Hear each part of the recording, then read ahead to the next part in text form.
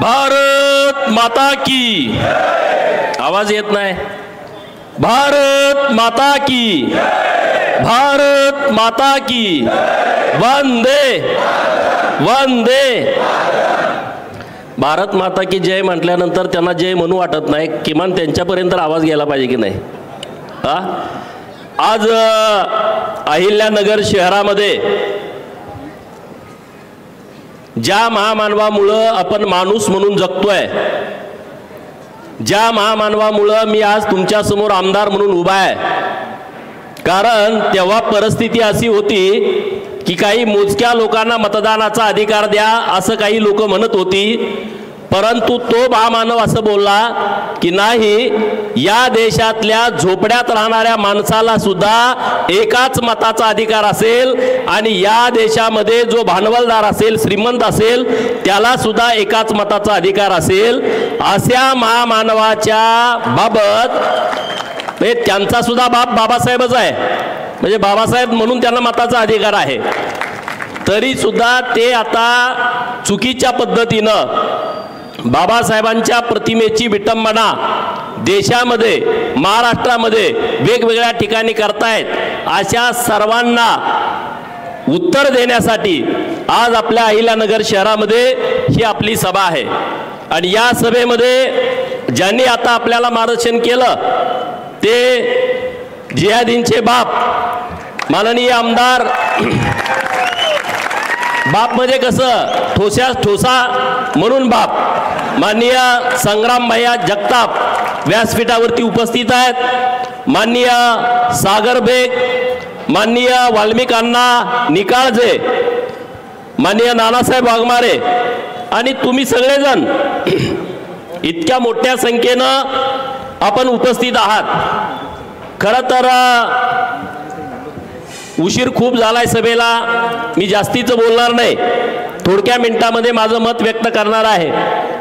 परंतु मित्रांनो, विषय नीट समजून घ्या की डॉक्टर बाबासाहेब आंबेडकर साहेब इतके बुद्धिवान होते, इतके हुशार होते, भारताची फाळणी होण्या अगोदर त्यांनी थॉट्स ऑन पाकिस्तान नावाचं पुस्तक लिहिलं। वाल्मिक अण्णांनी जे सांगितलं त्याच्यावरती त्यांनी भाष्य केलं की दारुल इस्लाम आणि दारुल हर्ब, म्हणजे दारुल इस्लाम म्हणजे इस्लाम का घर आहे, दारुल हर्ब म्हणजे युद्धाची भूमी आहे, म्हणजे जे जे मुसलमान राष्ट्र आहेत ते त्यांना इस्लामाचं घर वाटतं आणि जे जे गैर मुसलमान राष्ट्र आहेत ते त्यांना युद्धाचं घर वाटतं।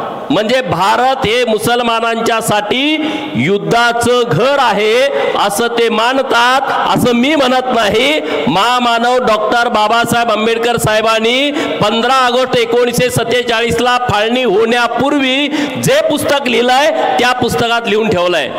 त्यांना राष्ट्र हे प्रथम नाही आहे, त्यांना मुस्लिम हे प्रथम आहे, त्यांना इस्लाम हे प्रथम आहे। म्हणजे जगातले जे मुसलमान जी भूमिका घेतात ती त्यांना भारतापेक्षा त्याला प्राथमिकता देतात, म्हणजे राष्ट्रीयत्व त्यांच्यामध्ये नाही आहे, राष्ट्राविषयीची भूमिका त्यांच्या मनामध्ये नाही आहे। आणि म्हणून मित्रांनो, हा विषय नीट समजून घ्या। समजा मी बोललो म्हणजे भारतीय जनता पार्टीच्या लोकांना हिंदू मुसलमान करायची सवय आहे, अरे पण संग्राम भैया जगताप पण बोलतायत ना, मग जरा सिरियस घ्या ना, तुम्ही सिरियस घेण्याची आवश्यकता आहे ना। बर ठीक आहे, संग्राम भैया बोलतायत, महामानव डॉक्टर बाबासाहेब आंबेडकर साहेबांनी हे अगोदर लिहून टाकलं की बाबांनो, या लोकांना देशाचं काही पडलेलं नाही। आणि जेव्हा फाळणी होत होती तेव्हा बाबासाहेब म्हणत होते ह्यांना रेल्वेच्या गाडीमध्ये भरून सगळे तिकडे पाठवा आणि तिकडचे सगळे हिंदू इकडे आणा। जर बाबासाहेबांचं ऐकलं असतं तर आता आपल्याला मोर्चा काढायची वेळ आली नसती। म्हणजे बघा किती बुद्धिवान माणूस होता, किती त्याने हुशारीने हे सगळं लिहिलंय। संग्राम भैयांनी जे उदाहरण तुम्हाला सांगितलं रंजन चौधरीचं, मी त्यात एक मुद्दा मांडणार आहे। रंजन चौधरी 5 वेळा काँग्रेसचे खासदार होते, मुसलमान त्यांना मत देत होते, परंतु जेव्हा मुसलमानांना कळालं की आता आपली संख्या वाढलेली आहे, तेव्हा त्यांनी त्यांचा पठाण नावाचा खासदार निवडून दिला. रंजन चौधरीला आणि काँग्रेसला कळालं पण नाही की 5 वेळा आलेला निवडून खासदार पडला कसा. पण त्याच्या पुढे जाऊन एक गमतीची गोष्ट आहे, आपले 11 हिंदू उमेदवार उभा राहिले होते, त्यांना 5 लाख मतं पडली. पठाण हे टीएमसी कडून उमेदवार होते, त्यांना 5 लाखाच्या वर मतं पडली. दुसरे 2 उमेदवार उभा राहिले होते, त्यांना फक्त 2,500 मतं पडली. किती? आपल्या 11 हिंदूंना 5 लाख पडली, त्यातली 80,000 जर इकडे आली असती तर रंजन चौधरी निवडून आले असते. ते कुठल्या पक्षाचे गटाचे आपल्याला माहित नाही, पण दगडापेक्षा वीट मऊ. म्हणजे तुम्ही समजून घ्या, मतदान करताना ते किती अत्यंत हुशारीने करतात. आता निवडणुका आलेत, आता काँग्रेसवाल्यांच्या बाजूने सगळे मुसलमान ठामपणे उभा राहिलेत. काँग्रेस बरोबर असणाऱ्या हिंदूने ठरवलं पाहिजे, मुसलमान एक साथ तुमच्या बरोबर येतोय, आम्ही तुमच्या विरोधामध्ये जातो. सगळ्यांना ठरवलं पाहिजे ना, भूमिका घेतली पाहिजे. अरे भूमिका घ्या ना. अरे परवा ती डुकरं इथून बोलली, काय बोलली? आम्ही अहमदनगर बोलणार, अहिल्यानगर बोलणार नाही. तुमच्या जर नाही खुट्टा ठोकला तर तुम्ही आम्हाला नाव सांगा. कलेक्टर अहिल्यानगर यांना माझं आव्हान आहे, या अहिल्यानगर शहरात आणि जिल्ह्यात जेवढे मुसलमान म्हणतायत की आम्ही अहमदनगर म्हणणार, त्यांच्या दुकानावरती जर अहमदनगर लिहिलेल्या पाट्या असतील तर त्यांचा शॉप ऍक्टचा लायसन रद्द करून टाका. ही मोहीम राहा 15 दिवस. ज्यांच्या दुकानावरती, ज्यांच्या दुकानाची बिल आहेत, पावती बुका, त्यांच्यावरती ज्याने अहमदनगर लिहिलं आहे त्यांचं लायसन रद्द करून टाका. माझं म्हणणं योग्य आहे का अयोग्य आहे तुम्ही सांगा, हात वर करून सांगा. योग्य आहे का अयोग्य? तुम्हाला अहमदनगर वाटतंय? अरे तुमच्या आता त्या दादागिरीच्या भाषा इथं चालत नाही. इथं कायद्याचं राज्य आहे. महाराष्ट्र सरकारनं निर्णय केला, केंद्र सरकारनं केला, अहमदनगरचं नाव खोडून टाकलं, अहिल्यानगर केलं, औरंगाबादचं नाव खोडून टाकलं, छत्रपती संभाजीनगर केलाय, तिकडं उस्मानाबादचं नाव बदललं, धाराशिव केलाय, तिकडं इस्लामपूरचा निर्णय घेतलाय, ईश्वरपूर केलाय. अरे ज्यांनी या भारतावरती आक्रमण केलं, मग ते मुघल असतील, ते आदिलशाहीवाले असतील, ते निजामशाह असतील, हे अहमद असेल, हे तुमचे कसे काय आदर्श असू शकतात?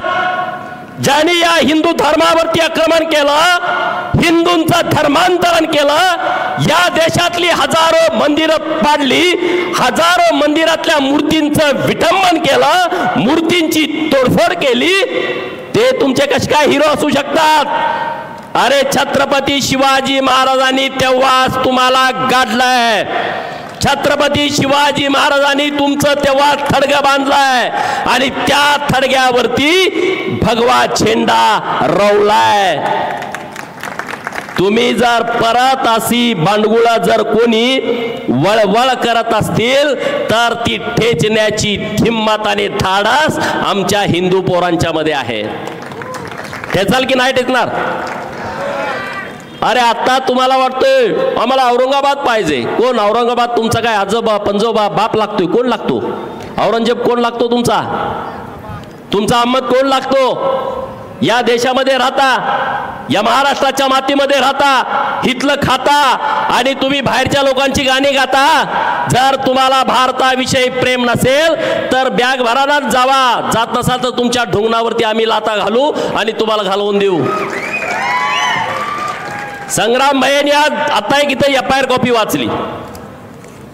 FIR कॉपी आमचं नाही मत. संग्राम भैयांनी आता त्यांच्या भाषणामध्ये सांगितलं, ऑस्ट्रेलिया आणि भारत यांची मॅच झाली. आतापर्यंत पाकिस्तान भारत यांच्या मॅचमध्ये हे पाकिस्तानच्या बाजूने फटाकड्या उडवायचे, परंतु ऑस्ट्रेलिया आणि भारत मॅच झाली आणि मग भारत हरला तर हे फटाकडे उडवतोय. पोलिसांना माझं आव्हान आहे, तीच फटाकडे ह्याच्या गुद्दा दावामध्ये ठोकून उडवा. अरे दुसऱ्या देशामध्ये असं चाललं असतं का? कापून टाकलं असतं तुम्हाला भडव्यानो. इथं लोक सहन करतात म्हणून काही करता का? हेच मुसलमान राष्ट्रामध्ये असं जर कुणी केलं असतं तर ते चाललं असतं का? त्याला ठोकून टाकला असता. अरे म्हणून गैरफायदा घेता. येथून पुढे जर भारताच्या विषयी, राष्ट्राच्या विषयी, धर्माच्या विषयी, आमच्या महापुरुषांच्या विषयी, छत्रपती शिवाजी महाराज असतील, पुण्यश्लोक अहिल्यादेवी, महामानव डॉक्टर बाबासाहेब आंबेडकर, महात्मा ज्योतिबा फुले, सावित्रीबाई फुले यांच्याबद्दल जर कुठं तुम्ही भानगडी करायचा, अपमान करायचा, विटंबना करायची प्रयत्न केला तर हिंदू पोरं तुम्हाला ठोकून काढल्याशिवाय राहणार नाहीत. अरे षडयंत्र आहे. या 4-6 महिन्यात काय काय झालं, यवतमध्ये काय झालं तुम्ही बघितला. छत्रपती शिवाजी महाराजांच्या मूर्तीची विटंबना, तोडफोड केली यवतमध्ये. आपल्या बाजूला अन्नपूर्णा मातेचं मंदिर पुण्यामध्ये, तिथं एक शेख नावाचा जिहादी येतो, अन्नपूर्णा मातेच्या मूर्तीच्या सोबत अश्लील चाळे करतो, लघुशंका मूर्तीवरती करतो. आमच्या सांगली जिल्ह्यामध्ये भवानीपूर, जे पूर्वीचं खानापूर, तिथं महादेवाच्या समोरच्या नंदी महाराजाची शिंग तोडून टाकतो, कान तोडून टाकतो. हे काय असंच होतं का? बाबासाहेबांच्या मूर्तीची विटंबना होते हे असंच होतं